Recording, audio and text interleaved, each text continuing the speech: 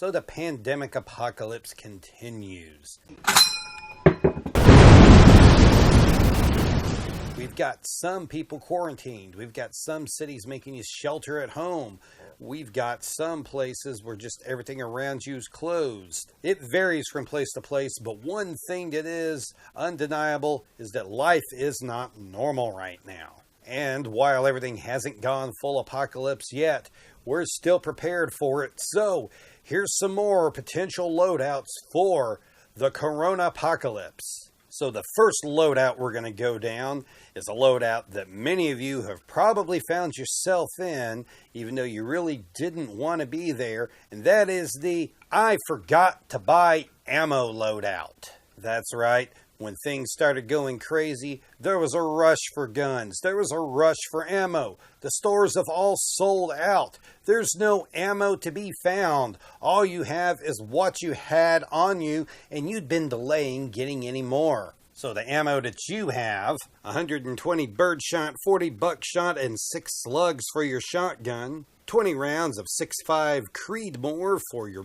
bolt action, 50 rounds FMJ and 15 hollow points for your 9mm pistol, about 100 rounds of 38 and 2357 for your revolver, and about 80 rounds of 223 for your AR. You're going to have to lay all your guns out and just like hop from one to another to be able to do anything during the apocalypse. You should have prepared better. And speaking of people rushing in and buying guns, we've got the This Is My First Gun loadout. You're one of the people that had never owned a gun before. You've never really been pro-gun. You've never really been opposed to them, but you just never really thought either way about them. Well, now all the crazy stuff's going on. What's going to happen? Are you going to be safe? You've got to get something. So you ran to your local gun store. They were nearly out of guns and nearly out of ammo. You had to look through there and find something that they had both the gun and both ammo to go for it. You've ended up with a Taurus 357 Magnum revolver. They told you that the frame's polymer. After holding the thing, you realize that meant it's plastic, but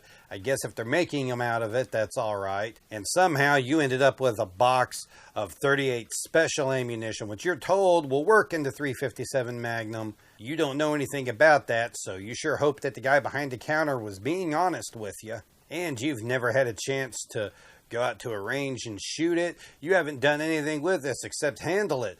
You can figure out how to load it, so we'll just see how things go when it gets bad. The next guy is the Millsap collector. You've got a bunch of military surplus rifles. You've been adding to your collection with a bunch of nice old guns with wood on them. You've got an SKS, a Lee Enfield, a Swiss K31, a 1914 Turkish Mauser, and 5 Mosin Nagants. The big problem for you is going to be deciding which one you want to use. I mean, all of these guns are your babies. How can you pick between one of them? I mean, they're all so beautiful and wonderful, and every single one of them dear to your heart.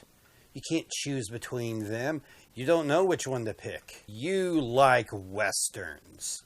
You love John Wayne and Clint Eastwood. In your mind, you travel back to the 50s and 60s when every day there was a new Western film opening up at the local theater. And you had great shows on television. Wagon Train, Gunsmoke, The Rifleman, Bonanza. Ah yes, this is what you love. And the guns from these are what you love. You've got modern day Uberti reproductions of an 1873 Winchester, a single action Army, and a trapdoor Springfield saddle ring carbine. You've got your lever gun and your revolver both in 44-40 because you want to use the same ammunition of both of them and you love being traditional, and you've got a big loop on that lever gun because forget about being authentic, you want to be an awesome cowboy. And at 45-70, it'll drop a buffalo. It'll drop anyone coming after your toilet paper stash. The next one, you're a special breed. Everyone's seen these guys. You go out and proudly display your credentials. You're the king at a local gun range. You're way more tactical than everyone else that's there. You've got all the best stuff, and you let everyone there know it. You know the best way to load out all the accessories on your AR, and you go out and show off all of your great tactics. You go by many names. The wannabe operator, the I think I'm a boog boy, but you're best known as the range ninja. Yes, look at your AR with all of the best stuff on it. And by best stuff, I mean all the crap on it. You show up in the best tactical gear, which is a mix of World War II Korea and Vietnam Millsap, cheap knockoff stuff you found on eBay. You're typically about 50 to 70 pounds overweight, and you know the best tactics. You know how to handle your firearm. You're not being dangerous. Everyone else at the range are just being idiots, and you're going to tell them that. You've watched all the videos on YouTube. You've gone through all this stuff. You've done the training. You know what you're doing. You probably don't actually have any military experience. But if you do have military experience, you were a member of the Ranger SEAL Team 6 Squad. You've got a special operator's ribbon on your uniform. And since you're not trying to actually trade this for any services or goods or discounts or monetary gain, it's technically not stolen valor.